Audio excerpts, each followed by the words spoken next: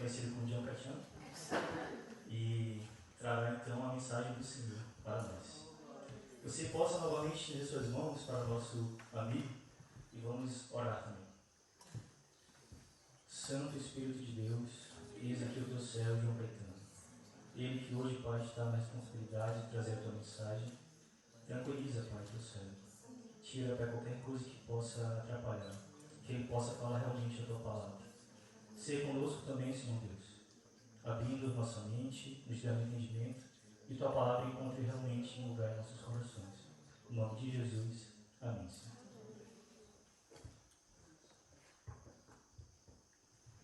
Pode ser, igreja? Amém. Boa noite. Boa noite. Eu sou meio pentecostal também. Eu acho que sou um pouquinho mais que o João Nicolas, porque o João Nicolas ele é um Deus, sai correndo. Enfim, é meu primeiro voz que eu tive que construir, então foi um privilégio estudar com voz. Aprendi muito esse texto. Sempre sido bom. O texto é de Mateus 16, versículo 13 ao 20. Mateus 16, versículo 13 ao versículo 20. Diz assim: Chegando Jesus à região de Cesareia de Filipe, perguntou aos seus discípulos: Quem os homens dizem que o Filho do Homem é? E eles responderam: Alguns dizem que é João Batista, outros Elias, e ainda outros Jeremias ou uns profetas. E vocês? Perguntou ele. Quem vocês dizem que eu sou? Simão Pedro respondeu: Tu és o Cristo, Filho de Deus vivo. Respondeu Jesus: Bem-aventurado é você, Simão Pedro, filho de Jonas, porque isso não foi revelado por carne ou sangue, mas por meu Pai, que está nos céus. Eu lhe digo que você é Pedro, e sobre essa pedra eu edificarei a minha igreja. E as portas de Hades não poderão prevalecer. E as portas de Hades não poderão vencê-la. E eu darei a chave do reino dos céus. O que você ligar na terra terá sido ligado nos céus, e o que você desligar na terra terá sido ligado nos céus. Então advertiu aos discípulos que não contassem a ninguém o que era o Cristo. O Evangelho de Mateus, na verdade, Mateus Evangelista, ele traz uma perspectiva do seu livro de Jesus, o Messias. A Bíblia tem 4 evangelhos: Mateus, Marcos, Lucas e João. Cada apóstolo traz uma perspectiva diferente sobre a mesma pessoa, no caso de Jesus, porque até então são públicos diferentes. Mateus traz o evangelho de Mateus traz o contexto de Jesus como Messias, Marcos traz como Jesus aquele que serve, Lucas o Jesus aquele que é o homem perfeito, e por fim João, eu vi que mais gosto, nessa pequena mãe, né, que você não viu João, o Cristo como o próprio Deus. Nesse texto, nesse evangelho, Mateus ele traz essa perspectiva para o público que ele está escrevendo, que Cristo é o Messias, que Cristo é o enviado de Deus, a promessa a qual tanto um povo esperava. E esse povo é o povo de Deus, que era o próprio Mateus escrevendo, destinando ao povo de Deus. Então, a carta qual Mateus escreve não é uma carta para qualquer pessoa, é uma carta para um povo que sabia que um dia viria alguém que era Messias. Eles não sabiam que era Messias. Então, Mateus, com o propósito de escrever que Cristo já vinha vindo com esse propósito como cumprimento da promessa feita pelos profetas. Então, no capítulo 16, como a gente olha aqui, Jesus, ele está no monte, está num lugar chamado Cesareia de Filipe. Cesareia de Filipe é um lugar, na verdade, é um lugar muito idólatra. Ele era até distante do povo de Israel, né? Era distante da comunidade judaica. Então, ele era mais ou menos um lugar onde tinha forte influência gentílica, e lá era um lugar muito pagão. Tanto que Cesareia de Filipe é um lugar que foi construído também para adorar o próprio César. Então, é um lugar totalmente pagão. É um lugar com muita diversidade religiosa. Na verdade, tinha uma confusão religiosa. E neste lugar de idolatria, de confusão religiosa, Jesus faz uma pergunta. Ele faz uma pergunta para os seus discípulos, no versículo come. E eles respondem, alguns dizem que é João Batista, outros Elias, outros Jeremias ou uns profetas. Interessante que Jesus lhe pergunta para os seus discípulos, fala, olha, quem o pessoal acha que eu sou? Deixa eu colocar para trás, senão eu vou botar para trás. Quem o povo acha que eu sou? Aí eles respondem, eles falam que você é João Batista, ou Elias, ou Jeremias, ou qualquer outro profeta. O interessante é que o povo reconhecia a autoridade de Jesus. Na verdade, reconhecer que Jesus ele tinha uma autoridade. Eles reconheciam que Jesus, ele de fato, ele carregava algo para Deus. Tanto que ele é confundido com João Batista. João Batista se conhece, aquele que preparou o caminho do Senhor, aquele que pregou e batizou em arrependimento. Ele também foi conhecido como Elias. Elias ele é conhecido como aquele, que é muito engraçado a história dele, que ele literalmente desafia muitos deuses de Baal. E no final todo mundo morre. E também foi confundido como Jeremias, como aquele que pregou contra a idolatria do templo, aquele que pregou contra todo o pecado do povo de Judá. E também aquele que era reconhecido pelas suas lágrimas. Então, de fato, Jesus ele tinha um conhecimento. Na verdade, esse povo, o povo conhecia Jesus, ele conhecia que Jesus tinha autoridade, mostra que o povo ele tinha realmente uma consciência cristã, ele mostra que o povo realmente tinha uma percepção sobre Cristo. Eles acreditavam que em Cristo carregava algo, que Cristo curava. Cristo ele pregava sobre arrependimento. Cristo ele manifestava o reino de Deus. Foi a mesma coisa que os profetas faziam, né? Então, de fato, eles acreditavam que Jesus era alguém religioso. Eles acreditavam que Jesus, de fato, era alguém que tinha uma autoridade do Pai. Só que, em meio a isso, eles não acertaram, porque ainda mostra que eles não têm a revelação completa. Porque, olha, alguns dizem que você é João Batista, alguns dizem que você é Cristo, e alguns dizem que você é Jeremias ou os profetas, mas na verdade eles não sabiam de fato quem era Jesus. Então, no versículo 14, no versículo 15, Jesus ele aponta para os seus discípulos e fala, e vocês? Quem vocês dizem que eu sou? De uma opinião coletiva, Jesus ele olha para os seus discípulos, para os seus alunos, a quem ele está muito tempo com ele estudando, aprendendo, e fala, e vocês? Vocês que estão muito tempo comigo, quem vocês dizem que eu sou? E é muito legal para fechar um pouco esse contexto, que é mais ou menos aquele exemplo que o João Vianney usou no domingo, mas eu vou pegando diferente. É uma coisa que eu vou chegar aqui no Pedro e falar, eu sou muito amigo do Pedro. Você é muito amigo do Pedro, beleza? Tamo junto. Aí, sou amigo do Pedro, aí vem a Carla. Aí o Pedro fala assim, João, vem cá, você é a Carla. Fica vocês dois. Quem eu sou para vocês? Por eu estar mais perto do Pedro, eu devo conhecimento do que a Carla. Eu acho que essa é a ideia central. Na verdade, é o óbvio, que é o mais com o Pedro do que a Carla. Então, Jesus ele aponta para vocês e fala, olha, e vocês? Vocês que estão perto, diferente da multidão, vocês que estão caminhando comigo, quem dizem quem sou? Jesus ele faz um contraste muito grande entre a opinião do povo para a opinião daqueles que estão de fato próximos dele. Então, é meio que Jesus ele também faz o quê? Ele introduz uma mensagem, que é a pergunta do povo, e também permite os discípulos pensar para responder essa pergunta. E no versículo 16, Pedro, ele responde essa pergunta. Diz assim, e Simão, Pedro respondeu, tu és o Cristo, Filho de Deus vivo. Que interessante e basicamente essa mensagem que eu estava colocando me pegou muito. Porque quando Pedro ele fala, tu és o Cristo, ele reconhece que Cristo é o Messias. Diferente do povo, diferente da multidão, da galera que eles perguntou, olha, quem ele diz que eu sou? Pedro, ele aponta certeiro sobre quem é o Messias, sobre quem é o Cristo, que é o Messias. Então Pedro pode ter falado, tu talvez seja realmente o Elias. Talvez tu realmente seja Jeremias. Talvez tu realmente seja João Batista. Mas Pedro ele foi enfático em falar, tu és o Cristo. Pedro reconhece que Jesus é o Messias. Jesus é aquele que já tinha sido prometido. Jesus é aquele que os judeus de fato esperavam. Enquanto alguém estava ainda esperando o Messias, enquanto alguém não ainda tinha reconhecido que Cristo é o Messias, mas estava confundindo com o profeta Pedro. Alguém próximo dele falou: tu de fato é o Cristo. Tu é o Cristo. E fala: filho do Deus vivo. Então Pedro, além de reconhecer que Cristo é o Messias, aquele prometido, ele também reconhece que Cristo tem a mesma natureza do Pai.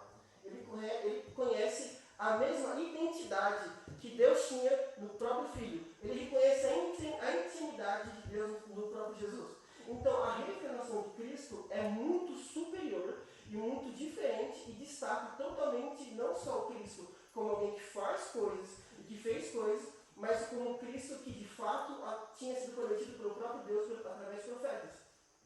Isso é muito interessante. Então, meio que diferente do povo, Jesus não era um Jesus legal. Não era um Jesus que, uau, ele cura meus enfermos. Que passa por aqui e começa a falar de umas palavras estranhas, falando que eis que é chegado o reino dos céus, arrependam-se. Não, Pedro é enfático. Tu és o Cristo, Filho de Deus vivo. Então, quando Jesus ele vê isso, ele vê essa ênfase de Pedro no versículo 17. Ele fala assim: respondeu Jesus: bem-aventurado é você, Simão Pedro, filho de Jonas, porque isso não lhe foi revelado por meio de carne ou sangue, mas pelo meu Pai que está no céu.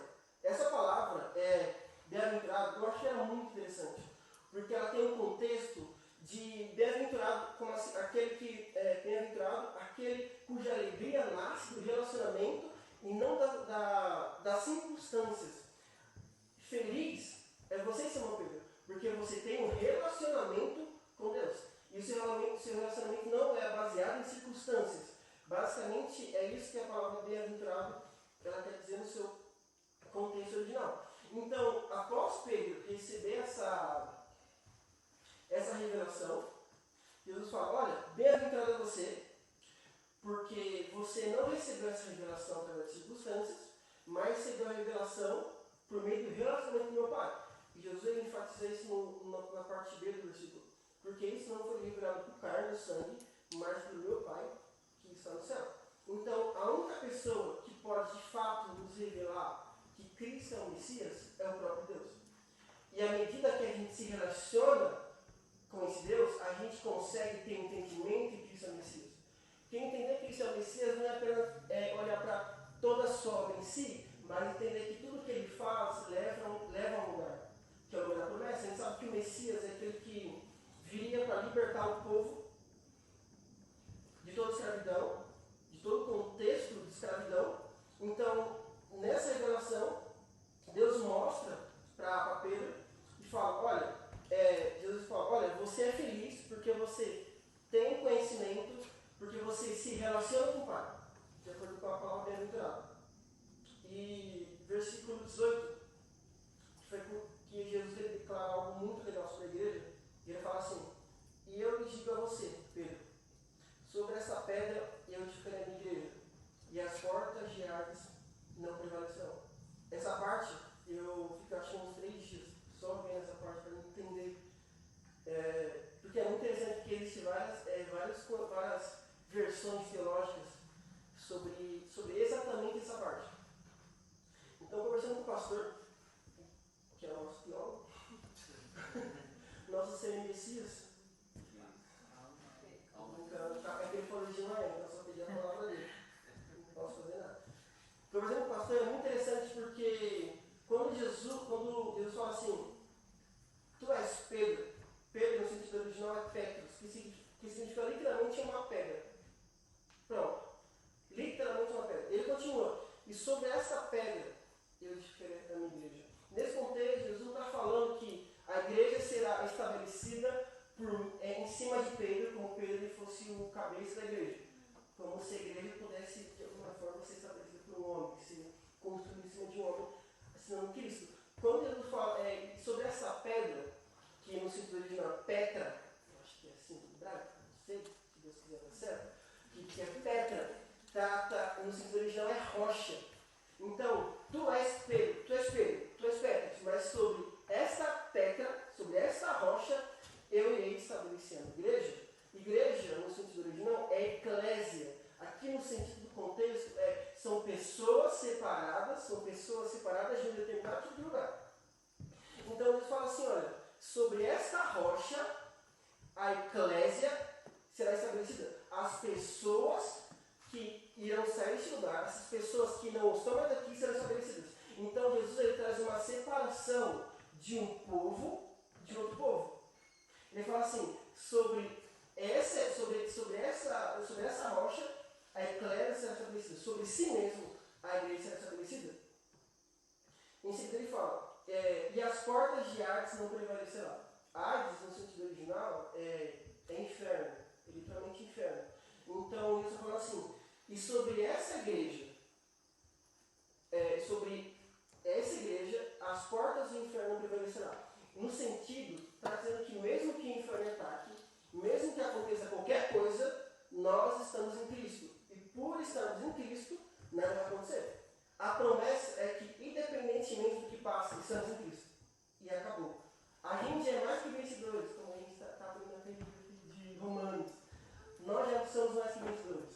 Então, por estarmos em Cristo, independentemente do que aconteça, o pastor deu um exemplo muito legal, falou, independentemente da perseguição, independentemente das pessoas que estão morrendo, nós somos mais que vencedores porque nós estamos em Cristo Jesus. Então, Jesus ele traz esse contexto que, por meio dessa rocha, ele mesmo, a igreja é mais que vencedora. Toda porta, toda potestade, tudo aquilo que o inimigo vem trazer, tudo aquilo que o inferno vem atacar, nada faz sentido e nada vence a igreja, porque a igreja está estabelecida com ele, porque Cristo em si venceu a morte. Então, nesse contexto, nós temos convicção que, de fato, nada pode estar com a igreja, que Cristo ele venceu a morte. E o versículo 19.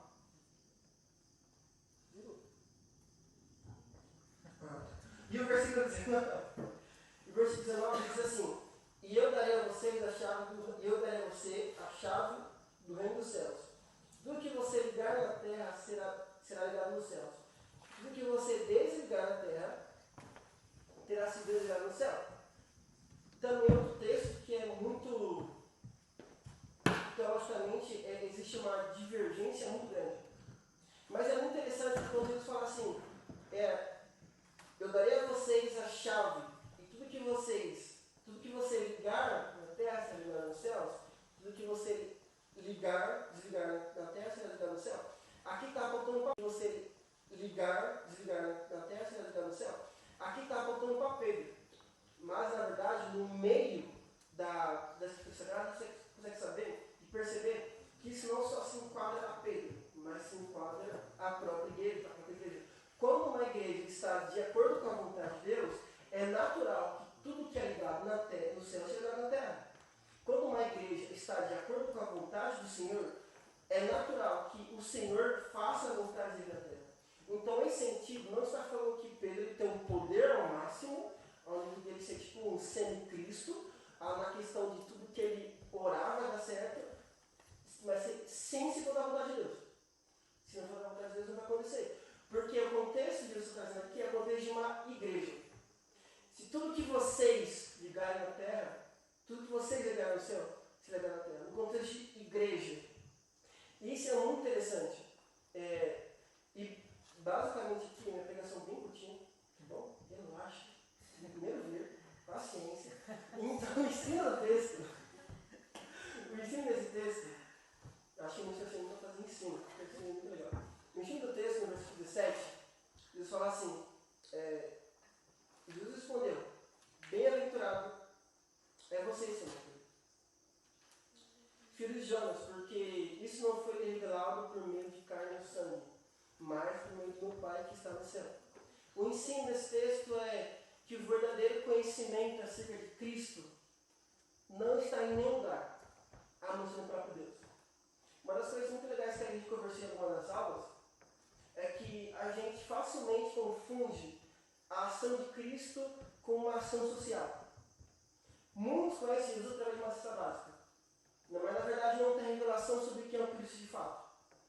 Muitos talvez conhecem Jesus através de uma manifestaçãozinha no meio da rua, mas não conhece o Cristo messiânico de fato. Talvez até nós nesse lugar aqui, nós temos acesso a doutrinas, nós temos acesso Mas se nós não temos um relacionamento pleno com Deus, nós não iremos conhecer o Messias de fato. A nossa vida precisa se mover na revelação de que é o Messias. Porque o que nos salva não é apenas um conhecimento. O que nos salva é a revelação do Messias. Então nós precisamos buscar essa revelação. E o erro desse texto é o versículo 14. Eles responderam: alguns dizem que você é João Batista, outros Elias, e ainda outros Jeremias ou um dos profetas. O erro desse texto é reduzir Jesus como qualquer outra pessoa. É reduzir Jesus como um dos profetas. De fato, é importante a posição de profeta. Porque até então os profetas eles manifestaram, eles falaram sobre Cristo. Eles mencionaram a vinda do Cristo, aquele que iria vir. Então, existe uma importância, sim, do profeta, mas existe um erro em reduzir Jesus apenas a posição de um profeta. Existe um erro de reduzir Jesus apenas a posição de alguém que entrega a cesta básica. Trazendo um contexto melhor, a gente não pode reduzir a igreja apenas de alguém que faça alguma coisa em ação social. A gente precisa ter e pregar e ter realmente a revelação de Cristo. Nós somos a igreja, nós somos o corpo, Cristo é a cabeça. Em nós não pode ter nenhuma variação do Cristo, senão esse que é o Messias. Senão essa revelação plena, que ele é o Messias. Porque se nós não temos uma revelação de Cristo é o Messias, a gente tem na verdade uma relação incompleta sobre a pessoa de quem ele é. E quando a gente não tem essa perspectiva de que Cristo é o Messias, a gente não tem a revelação de Deus. Isso mostra que a gente não é bem-aventurado. Isso mostra que a gente de fato não é feliz, porque a gente não tem a revelação do próprio Messias. Então o erro desse texto é de fato reduzir Jesus a qualquer percepção humana. A reduzir Jesus a qualquer filosofia mundana. É tratar Jesus como alguém que apenas está ali, mas um dia vai passar e acabou. Então a gente precisa ter esse cuidado de não reduzir Jesus a alguns profetas, a manifestações legais, apenas um culto, mas de fato com o Messias. O acerto do texto é o versículo 16. Diz assim: e Simão Pedro respondeu: tu és o Cristo, Filho de Deus vivo. O acerto está em confessar corretamente a identidade de Jesus como Messias prometido e o Filho do Deus vivo, conforme a revelação divina. O acerto está em nós reconhecemos plenamente quem é Jesus. Quando a gente reconhece Jesus como o Messias prometido, a gente reconhece que a salvação está acessível. A gente reconhece que a salvação ela veio. Nós não esperamos outro Messias. A gente não esperamos outro alguém que vem salvar o mundo. A gente já reconheceu, confessamos que Jesus é aquele que veio do Pai. Que Jesus é aquele que esperávamos. Que Jesus é aquela pessoa que o próprio Deus no início de tudo profetizou. Que os próprios profetas disseram a favor que ele iria vir. Quando nós reconhecemos e confessamos que Jesus é o Messias, a gente de fato vive de acordo com essa revelação. Quando a gente não reconhece que Jesus é o Messias, existe uma possibilidade muito grande de a gente se perder. Porque a gente acaba fazendo muita coisa, mas não tendo a consciência e plena convicção que esse Cristo um dia vai nos salvar. Então talvez isso pode nos levar a ter uma vida totalmente perturbada. A introdução do texto. Introdução do texto, desculpa. A introdução do texto, versículo 15, diz assim. Vocês sabem a pregação? Está passando aqui, ó. Não estou olhando, não digo nada. Versículo 15 diz assim: e vocês, quem dizem que eu sou? Responder de acordo com a revelação do Messias, ela precisa ter uma ação e atitude nossa. A ação é a igreja. Quem reconhece que Jesus é Messias, essa pessoa não anda de qualquer forma. Essa pessoa não vive de qualquer forma. Essa pessoa anda conforme a revelação do Messias. E o Messias ele estabelece uma igreja em si mesmo. Então nós precisamos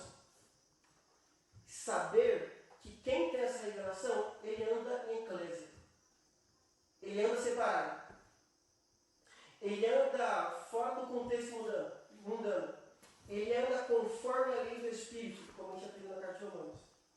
Ele anda conforme a lei do Senhor.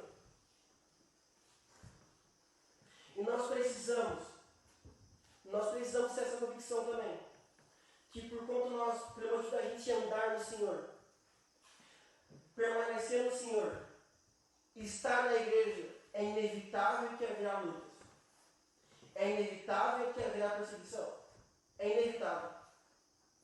Mas nós temos uma certeza. Que esse próprio Senhor, que é o Messias, nós que somos igreja, que estamos firmados nessa rocha que é o Cristo, nós não iremos cair, mas nós iremos prevalecer. Porque nós não estamos firmados em qualquer coisa. Nós não estamos firmados em qualquer conhecimento sobre Jesus. Nós não estamos firmados sobre alguém que é profeta. Porque hoje em dia existem muitos profetas que não são profetas. Nós não estamos firmados em qualquer palavra. Nós somos firmados de fato na promessa do Messias. Nós somos firmados de fato naquele que veio, que levou nossas dores, que levou nossa culpa, que nos permitiu ter acesso a Deus, que nos permitiu nos inclinar, que por meio que nós somos inclinados à lei do Espírito. Então, por meio, trazendo um contexto melhor, a gente não pode reduzir a igreja apenas de alguém que faça alguma coisa em ação social. A gente precisa ter e pregar e ter realmente a revelação de Cristo. Nós somos a igreja, nós somos o corpo, Cristo é a cabeça. Em nós não pode ter nenhuma variação do Cristo, senão esse que é o Messias. Senão essa revelação plena, que ele é o Messias. Porque se nós não temos uma revelação de Cristo é o Messias, a gente tem na verdade uma relação incompleta sobre a pessoa de quem ele é. E quando a gente não tem essa perspectiva de que Cristo é o Messias, a gente não tem a revelação de Deus. Isso mostra que a gente não é bem-aventurado. Isso mostra que a gente de fato não é feliz, porque a gente não tem a revelação do próprio Messias. Então, o erro desse texto é, de fato, reduzir Jesus a qualquer percepção humana. A reduzir Jesus a qualquer filosofia mundana.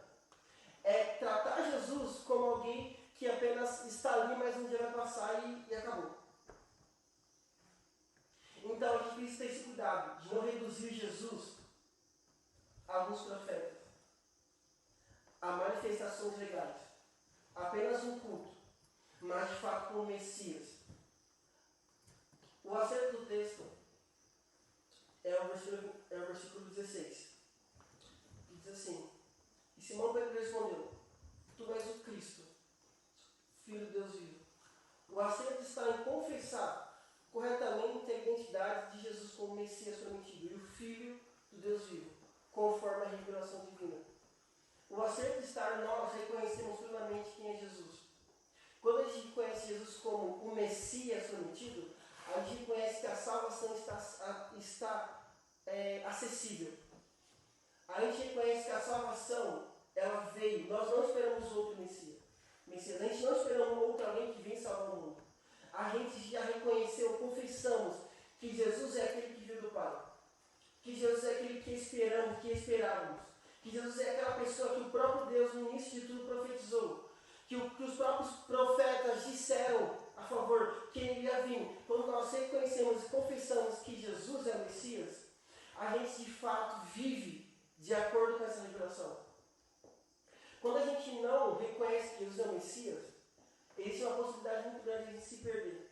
Porque a gente acaba fazendo muita coisa, mas não tendo a consciência e plena convicção que esse Cristo um dia vai nos salvar. Então talvez isso pode nos levar a ter uma vida totalmente perturbada. A introdução do texto. Introdução do texto, desculpa. A introdução do texto, versículo 15, diz assim. Vocês sabem da pregação? Está passando aqui, ó. Não olhando, não nada. Versículo 15 diz assim: E vocês, quem dizem que eu sou? Responder de acordo com a revelação do Messias, ela precisa ter uma ação e atitude nossa. A ação é a igreja. Quem reconhece que Jesus é Messias, essa pessoa não anda de qualquer forma. Essa pessoa não vive de qualquer forma. Essa pessoa anda de conforme a revelação do Messias. E o Messias ele estabelece uma igreja em si mesmo. Então nós precisamos saber que quem tem essa revelação, ele anda em eclésia. Ele anda separado. Ele anda fora do contexto mundano. Ele anda conforme a lei do Espírito, como a gente aprendeu na carta de Romanos. Ele anda conforme a lei do Senhor. E nós precisamos ter essa convicção também. Que por conta pelo motivo da gente andar no Senhor, permanecer no Senhor, estar na igreja, é inevitável que haverá lutas. É inevitável que haverá perseguição. É inevitável. Mas nós temos uma certeza. Que esse próprio Senhor, que é o Messias, nós que somos igreja, que estamos firmados nessa rocha que é o Cristo, nós não iremos cair, mas nós iremos prevalecer. Porque nós não estamos firmados em qualquer coisa. Nós não estamos firmados em qualquer conhecimento sobre Jesus. Nós não estamos firmados sobre alguém que é profeta. Porque hoje em dia existem muitos profetas que não são profetas. Nós não estamos firmados em qualquer palavra. Nós somos firmados de fato na promessa do Messias. Nós somos firmados de fato naquele que veio, que levou nossas dores, que levou nossa culpa, que nos permitiu ter acesso a Deus, que nos permitiu nos inclinar, que por meio que nós somos inclinados à lei do Espírito. Então, por meio disso, nós sabemos que nada pode prevalecer contra a igreja, porque Ele mesmo prometeu, porque Ele mesmo falou, Ele venceu a morte, Ele venceu a Hades. Por conta disso, nós temos essa convicção que o Senhor e que nós não iremos padecer, mas nós iremos vencer, independente do contexto do Brasil, independente do contexto do mundo. A certeza é que a igreja não morre, a igreja não padece, a igreja vence, que Cristo venceu. O Messias ele veio para vencer, ele foi profetizado como aquele que ia colocar sobre os seus pés todas as coisas. E por ele ter profetizado, porque a Bíblia carrega essa identidade, traz isso, nós confiamos plenamente nas Escrituras Sagradas e temos essa convicção. Então, independente do que passamos, nós precisamos ter isso no coração, que Cristo é o nosso Senhor, que estando em Cristo nós podemos prevalecer independente das coisas. Vamos lá. Peço que você baixe a cabeça.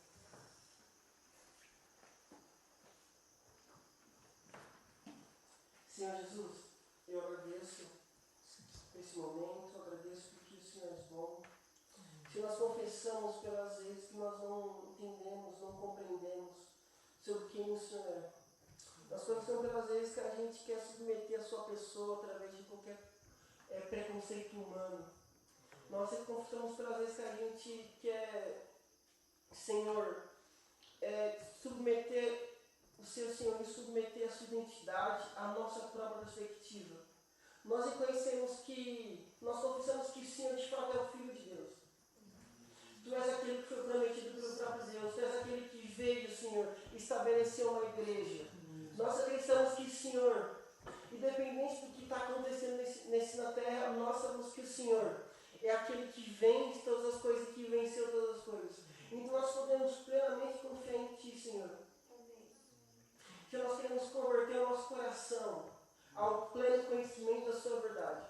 Deus, coloca em nossa mente, revela o nosso coração sobre a identidade do Filho como Messias, para que todos os dias nós possamos andar da forma correta, para que todos os dias nós possamos, Senhor, conhecê-lo cada vez mais, para que tudo aquilo que o inimigo venha soprar em nosso ouvido não faça sentido, porque a revelação sobre quem Cristo é está tão forte que tudo que é externo não vai fazer mais sentido. Nós convertemos nosso coração, Senhor, à revelação do Teu Filho. Nós convertemos, Senhor, o nosso entendimento sobre a revelação do Teu Filho.